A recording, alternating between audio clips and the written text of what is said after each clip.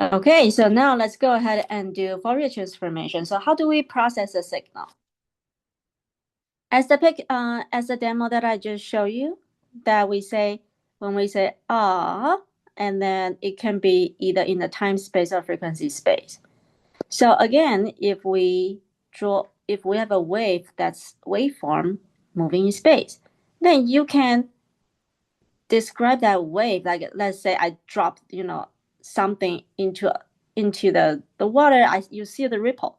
You can just like very draw out the ripple shape, and that will be the R space. But some other people probably want to use the K, use the wavelength to just to count, how much wavelength that this, what is the wavelength and what's the amplitude in this wavelength that this water ripple possess.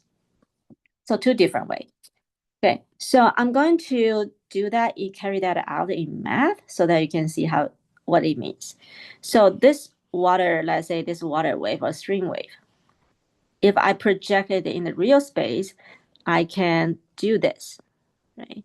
When I do this on my wave function, remember we say this is 1, because I essentially just project that wave into the real space, so I get the amplitude at every coordinate at every position.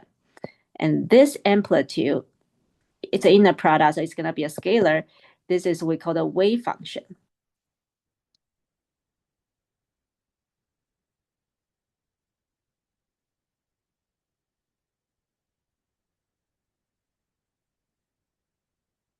This is a wave function. Okay, so that's why we usually use wave function and we can understand everything. But more formally, this is a complete definition of wave. And similarly, we can do the same thing for K-space. So you will get pretty much a similar format. And then, so now on this side, you will get the amplitude at every K. So it's sort of like you get the amplitude for every wavelength. So this amplitude, I could call it psi of a K, but that will probably get confused because these two functions may look differently. So instead of psi, I'm going to call it phi of K. But it is still represent the same wave. Okay, it's still the same wave. I just need another symbol to get the idea across. Okay, so so now I can rewrite it as this. So how do I convert between this function and this function?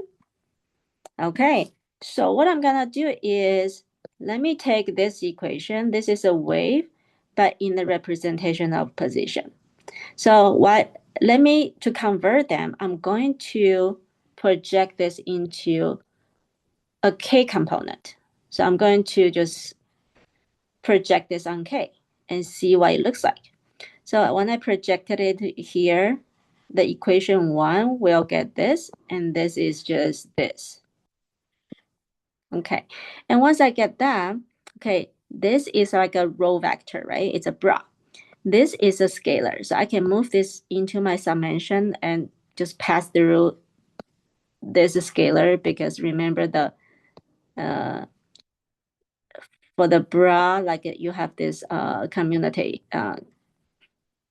you have this commutative rules.